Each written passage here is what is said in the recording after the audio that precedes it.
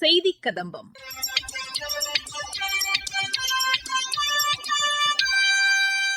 இன்றைய செய்தி கதம்பத்தில் திருப்பத்தூர் மாவட்டத்தில் பிரதமரின் முத்ரா வங்கிக் கடன் திட்டம் சிறப்பாக செயல்படுத்தப்பட்டு வருவது குறித்து எமது செய்தியாளர் வழங்கும் செய்தி தொகுப்பு, சேலம் மாவட்டம் ஏற்காட்டில் நடைபெற்று வரும் மலர் கண்காட்சி குறித்து எமது செய்தியாளர் வழங்கும் தகவல்கள் மற்றும் மத்திய அரசின் சமூக வலைதள பதிவுகள் உள்ளிட்டவை இடம்பெறுகின்றன.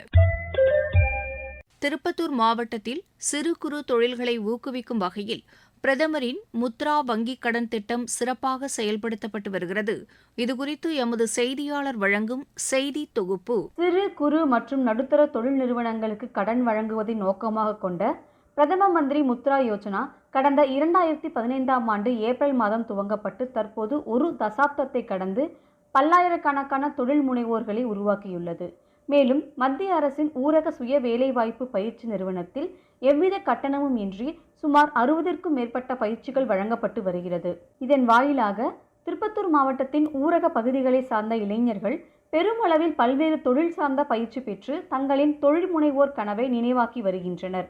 இதில் முத்தாய்ப்பாக சிறு குறு தொழில் தொடங்கும் நபர்களுக்கு மிகவும் எளிமையான முறையில் பிணை இல்லாத கடன் வழங்குவதால் நாடு தழுவிய தொழில் முனைவோர் புரட்சியை ஏற்படுத்திய முத்ரா யோஜனா திட்டத்தின் மூலமாக கடனுதவி பெற்று பயனடைந்து வருகின்றனர். திருப்பத்தூரில் இந்தியன் வங்கி ஊரக சுய வேலைவாய்ப்பு பயிற்சி நிறுவனத்தில் பயின்று பிரதம மந்திரி முத்ரா யோஜனா திட்டத்தின் மூலம் கடனுதவி பெற்று தற்போது தொழில் முனைவோராக மகிழ்ச்சியுடனும் தன்னம்பிக்கையுடனும் வாழ்வதாக பயனாளிகள் தெரிவித்தனர். இந்தியன் வங்கியோடைய சுய வேலைவாய்ப்பு திட்டத்தின் மூலயமா பார்த்தீங்கன்னா சிசிடிவி கேமரா 13 நாள் கோர்ஸ் நான் பண்ணேன். ரியலாகவே பார்த்தீங்கன்னா ப்ரைவேட்டை விட இவங்க சொல்லிக் கொடுத்த கோச்சிங் எங்களுக்கு பயங்கர நாலேஜபிளாக இருந்தது. இன்க்ளூடிங் சர்டிஃபிகேட் எங்களுக்கு எல்லாமே கிடைச்சது. ஸோ முத்ரா லோன் எனக்கு பார்த்தீங்கன்னா கிடைச்சது. ஸோ இது மூலிமா பார்த்தீங்கன்னா நாங்கள் இப்போ பெரிய பெரிய ப்ராஜெக்ட்ஸ் எல்லாமே எடுத்து திருப்பத்தூர்லேயே ஓனாக சொந்த ஊரில் நம்ம பண்ணிகிட்டு இருக்கோம். நான் முன்னாடி ஐடி பண்ணிட்டு இருந்தேன். அதில் வர இன்கம்மை விட எனக்கு இப்போது இன்கம் அதிகமாகவும் வருது. ரெண்டாவது பார்த்தீங்கன்னா பீஸ்ஃபுல்லான ஒரு என்வைரன்மெண்ட்டும் இருக்குது. எனக்கு போதுமான இன்கம் சொந்த ஊர்லேயே கிடைக்கிது. நான் ஒரு 17 வருஷமாக பியூட்டி பார்லர் நடத்துகிறேங்க. இந்தியன் வங்கி சுய வேலைவாய்ப்பு திட்டம் மூலமாக ட்ரைனிங் போனால் முறையாக கற்றுக்கினேன்.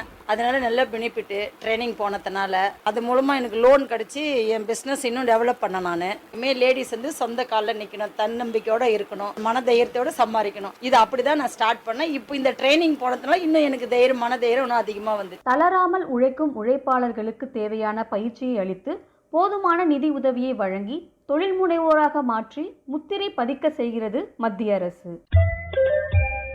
ஏழைகளின் ஊட்டியான ஏற்காட்டில் நடைபெற்று வரும் 49வது கோடை விழா மற்றும் மலர் கண்காட்சி சுற்றுலா பயணிகளின் கவனத்தை ஈர்க்கும் வகையில் அமைந்துள்ளது.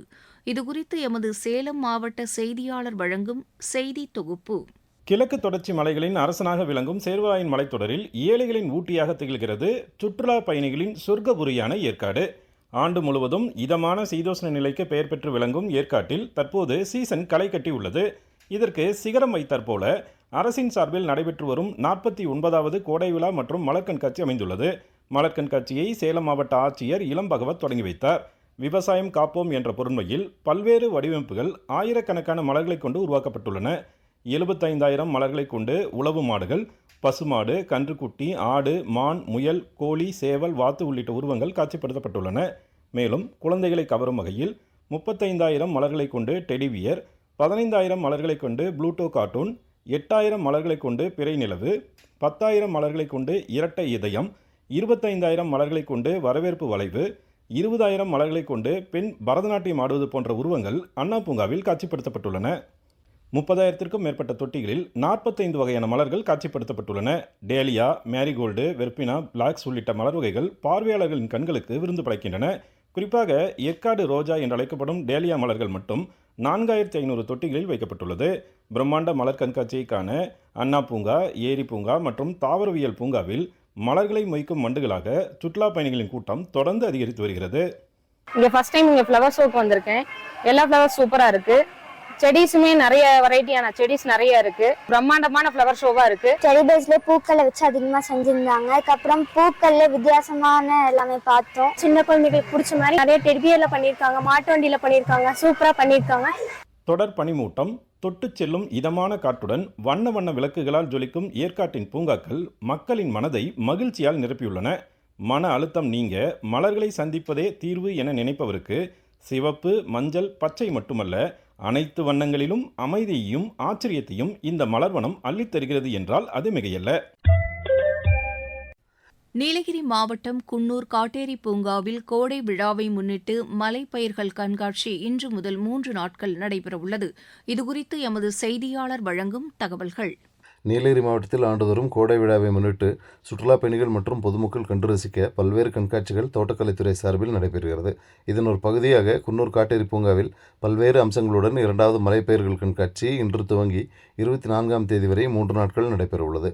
இதில் கடலோர பகுதிகளை கருப்பொருளாக கொண்டு கடல் சார்ந்து வாழும் மீனவ பெண்களின் முக்கியத்துவத்தை பறைசாற்றும் விதமாக கடல்சார் வாழ்வியல் காட்சிப்படுத்தப்பட்டுள்ளது. தேயிலை, காப்பி, தென்னை, நுங்கு, பாக்கு உள்ளிட்ட 10 வகை பயிர்களை கொண்டு நங்கூரம் மற்றும் தடுப்பு, சங்கு, கலங்கரை விளக்கம் மற்றும் படகில் மீனவ பெண் மற்றும் கடல் சார்ந்த பல்வேறு சிறப்பு உருவ அமைப்புகள் அமைக்கப்பட்டுள்ளது. இந்த கண்காட்சிக்கு சுற்றுலா பயணிகள் அதிக அளவில் வருகை புரிவார்கள் என எதிர்பார்க்கப்படுகிறது. திருச்சியில் தனியார் பள்ளி வாகனங்களுக்கான தர ஆய்வு இன்று நடைபெற்றது. இதனை தொடங்கி வைத்து மாவட்ட ஆட்சியர் திரு சரவணன் பேசுகையில், 18 வயசுக்கு மேல இருக்கிறவங்க தான் உள்ளேயும் வராங்க, வெளியும் இருக்க போறாங்க. ஆனா உங்களுக்கு 18 வயசுக்கு கம்மியா இருக்கிற குழந்தைங்க தான், அவங்களுக்கு நல்லது எது கெட்டது எது அப்படின்னு தெரியாது. ஃபாஸ்டா இறங்குவாங்க, இறங்கிட்டு டயருக்கு பக்கத்துல நிக்கிறதுக்கு வாய்ப்பு இருக்கு. நம்ம அவசரமா நீங்க வண்டி எடுத்துட்டு போனீங்கன்னா இன்ஜுரி ஆகிறதுக்கு வாய்ப்பு இருக்கு. சோ அந்த குழந்தைங்களுக்கு கேர்டேக்கர் நீங்க தான், நீங்களும் அந்த வண்டியில வர கேர்டேக்கரும் தான். டிரைவருமே நான் கேர்டேக்கர்னு தான் சொல்லுவேன் இந்த விஷயத்துல. சோ ஒரு 50 குடும்பங்களோட கனவுகளை செமந்துக்கிட்டு வீட்டுல இருந்துட்டு ஸ்கூலுக்கு கொண்டு போறது உங்களோட வேலை. நீங்க டிரைவர் மட்டுமே கிடையாது, ரோட்டையும் பார்க்கணும், பின்னாடி இருக்கிற குழந்தையும் பார்க்கணும். சோ உங்க வண்டியில எந்தெந்த பிரச்சனை இருக்குதோ அதை இன்னைக்கு நாங்க பாயிண்ட் அவுட் பண்றோம். அந்த இதை சரி பண்ணிட்டு இந்த மாச கடைசியில ஸ்கூல் திறக்கிறதுக்கு முன்னாடி இன்னொருக்கா வந்து எங்க கிட்ட வண்டியை காட்டுங்க. நாங்க பாயிண்ட் அவுட் பண்ற குறைகளா பார்க்காதீங்க. நாளைக்கு உங்களுக்கு அந்த பிரச்சனை வராம தடுக்கிறதுக்குரிய வழிமுறைகளா பாருங்க.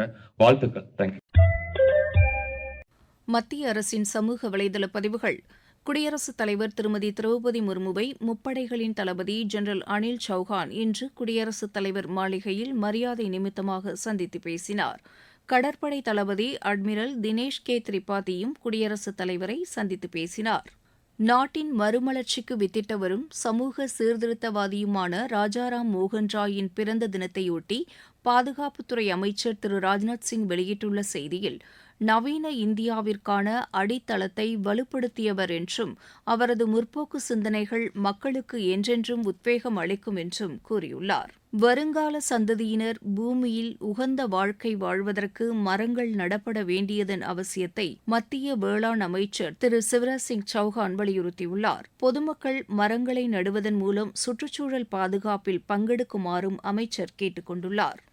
புதுதில்லியில் இன்று சைப்ரஸ் அதிபர் திரு நிக்கோஸ் கிறிஸ்டோடவுலியஸ் உடனான சந்திப்பு ஆக்கப்பூர்வமாக அமைந்திருந்ததாக வெளியுறவுத்துறை அமைச்சர் டாக்டர் ஜெய்சங்கர் கூறியுள்ளார்.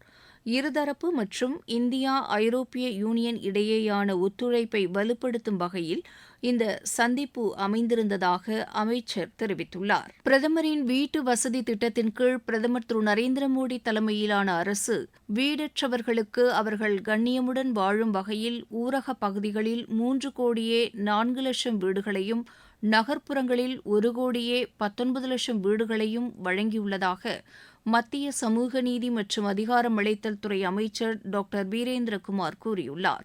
கோடிக்கணக்கான மக்களின் பாதுகாப்பான வாழ்க்கைக்கு அடித்தளமாக இந்த பிரதமரின் வீட்டு வசதி திட்டம் திகழ்வதாகவும் அமைச்சர் தெரிவித்துள்ளார். ஆப்கானிஸ்தானின் காபூல் நகரில் நடைபெறும் குழந்தைகளுக்கான தடுப்பூசி முகாமை வலுப்படுத்தும் வகையில் பிசிஜி, டெட்டனஸ், டிப்தீரியா உள்ளிட்ட 20 டன் எடை கொண்ட மருந்து பொருட்களை இந்தியா வழங்கியுள்ளதாக வெளியுறவுத்துறை அமைச்சகம் தெரிவித்துள்ளது.